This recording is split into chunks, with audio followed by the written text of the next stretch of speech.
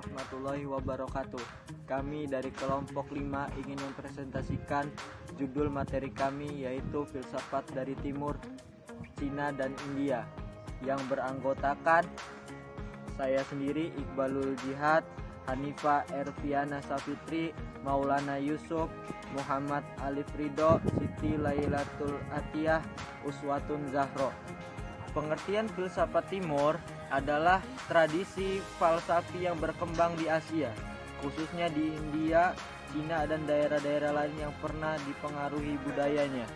Ciri khas filsafat Timur adalah dekatnya hubungan agama dengan filsafat. Nama-nama beberapa Timur antara lain Siddhartha Gautama, Leotes, Konghucu, Zhuangzi, dan juga Mao Zedong. Baik, saya Maulana Yusuf akan menjelaskan tentang filsafat dari Cina. Pertama, apa itu filsafat Cina? Filsafat Cina dapat diartikan atau dikatakan hidup dalam kebudayaan Cina. Hal ini disebabkan karena pemikiran filsafat selalu diberikan dalam setiap jenjang pendidikan. Latar belakang filsafat Cina. Sumber alam pikiran rakyat Cina adalah Taoisme dan Konfusianisme. Taoisme adalah pandangan hidup yang menitik beratkan pada hal-hal yang sifatnya naturalistik yang berbeda dalam diri manusia. Sedangkan Konfusianisme adalah suatu pandangan hidup yang menitik beratkan pada organisasi dan menekankan tanggung jawab manusia terhadap masyarakat. Aliran filsafat Cina. 1. Konfusianisme dipelopori oleh Konghucu, lahir di Shantung pada tahun 479 dan wafat pada tahun 551 sebelum Masehi. Riwayat hidupnya dapat diketahui lewat penuturan sebuah buku Lunyu atau pembicaraan. Pemikirannya, suatu hal yang dipentingkan oleh Konghucu adalah ritual dan harus menguasai aspek keagamaan dan sosial. Ia mengatakan bahwa hendaknya raja tetap raja, hamba tetap hamba, ayah tetap ayah, anak tetap anak. 2. Taoisme. Pendiri Taoisme adalah Lao Tzu, lahir pada tahun 604 sebelum Masehi. Riwayat hidupnya hanya sedikit saja diketahui, tapi ajarannya berpengaruh besar dalam ajaran masyarakat Cina. Orang hendaknya memberikan kasih sayang tidak hanya sebatas keluarganya saja, tapi juga kepada orang lain. Menurutnya, kalau kita sayang kepada orang lain juga akan sayang kepada kita, dan kita tidak akan perlu takut akan kejahatan orang lain. Materi selanjutnya akan disampaikan oleh kawan kita, Hanifah Erviana Safitri. Pada saudari dipersilahkan. Assalamualaikum warahmatullahi wabarakatuh. Saya Hanifah Erviana Safitri, NPM 2031030159. Baiklah, di sini saya akan melanjutkan materi tentang filsafat dari India. Filsafat di India agak berlainan dari filsafat barat modern, lebih menyerupai ngelmu atau dari kata ilmu yang lebih mendekati dari arti kata filosofia, lebih merupakan ajaran hidup yang bertujuan untuk memaparkan bagaimana orang dapat mencapai kebahagiaan yang kekal. Berlainan dengan sikap orang Yunani yang dapat dikatakan memiliki sifat objektif, rasional, dan teknis, maka sifat orang India lebih subjektif, lebih mementingkan perasaan dan penuh dengan rasa kesatuan. Terbuka bagi realitas yang mengatasi segala-galanya yang harus dihormati dan korban-korban dan upacara-upacara. Tidaklah manusia dipandang sebagai ukuran dan norma segala-galanya, melainkan manusia dipandang sebagai terikat oleh kebendaan dan ia harus membebaskan diri untuk mencapai kebahagiaannya. Alam pikiran di India boleh dikatakan magic of religious, dan dalam suasana ini filsafat berkembang tidaklah sebagai ilmu tersendiri, melainkan sebagai suatu faktor yang penting dalam usaha pembebasan diri atau yang disebut dengan liberation. Maka Sifat-sifat khusus yang membedakan filsafat India dari filsafat Yunani adalah sebagai berikut. Yang pertama, suasana dan bakat orang India yang berlainan dengan bakat orang Yunani, contohnya seperti dalam penggunaan bahasa yang mereka gunakan sehari-hari. Kedua, seluruh pengetahuan dari filsafat diabadikan pada usaha pembebasan atau penebusan. Yang ketiga, berpangkal pada buku-buku kuno atau buku Veda yang kekuasaannya tak dapat diganggu-gugat, hanya dapat ditafsirkan dan diterangkan lebih lanjut. Yang keempat, perumusan-perumusan sebelumnya kurang tajam, tidak tegas, dan membeda-bedakan misalnya sifat diri, konkret, abstrak, hidup tak hidup, kesatuan persamaan, dan lain sebagainya. Yang kelima, berhubungan dengan itu tampak juga kekuasaan asimilasi yang sangat besar, hingga unsur-unsur yang bertentangan satu sama lain dimasukkan dalam suatu sistem atau sinkretisme. Keenam atau yang terakhir adalah dalam semua sistem ditemukan sejumlah pengertian dan tidak timbul dari pandangan filsafat, melainkan yang merupakan warisan dari zaman kuno dan yang memegang peranan penting dalam semua sistem itu kecuali dalam Charvak. Misalnya, karena dengan dan kelahiran kembali, mukti, samsara, atman, dan brahmana, demikian juga prinsip-prinsip etika atau menguasai diri, hormat terhadap hidup, dan sebagainya. Inilah yang memberikan corak kesatuan pada semua aliran dan sistem-sistem walaupun berbeda-beda satu dengan yang lainnya.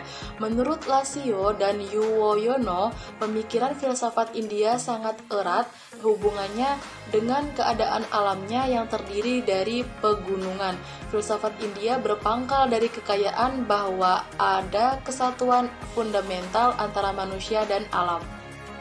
Filsafat India memiliki corak religius dan etis, sedangkan sejarah filsafat India dibagi menjadi 4 bagian, yaitu yang pertama periode Weda, yang kedua periode Wiracaraka, yang ketiga periode Sutra-Sutra, dan yang keempat periode Skolatik. Baiklah, sampai di sini presentasi tentang filsafat India, dan materi selanjutnya akan disampaikan oleh teman kita yang bernama Muhammad Alef. Periode Weda atau zaman Weda adalah periode ketika Weda sedang dikumpulkan, sekitar pertengahan milenium kedua sampai pertengahan milenium pertama sebelum Masehi. Kebudayaan yang muncul pada periode ini dikenal sebagai peradaban Weda. Berpusat di bagian barat laut anak benua India.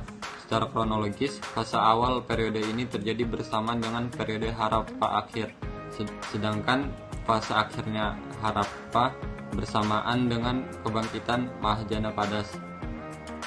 Periode Weda yang berlangsung dari 1750 sampai 500 Masehi disebut demikian karena berdasarkan agama berbasis Weda yang dianut oleh bangsa Indo-Arya yang bermigrasi ke India Barat Daya setelah mundurnya peradaban lembah Sungai Indus. Bangsa ini membawa serta bahasa dan agama mereka. Agama mereka berkembang lebih jauh ketika bermigrasi ke daratan India Utara. Selama periode Weda awal, kurang lebih 1500 sampai dengan 1100 sebelum Masehi, suku-suku penganut Weda merupakan suku pengembala, berkelana di sekitar India sebelah barat laut. Setelah 1100 sebelum Masehi, seiring ditemukannya besi, suku-suku penganut Weda berpindah ke daratan India Utara sebelah barat dan mengadaptasi gaya hidup agraris. Materi selanjutnya akan dilanjutkan oleh Kuswatun Zahro. Materi selanjutnya adalah periode Wiracarita yang dimulai pada abad 600 sebelum Masehi sampai dengan 200 sebelum Masehi.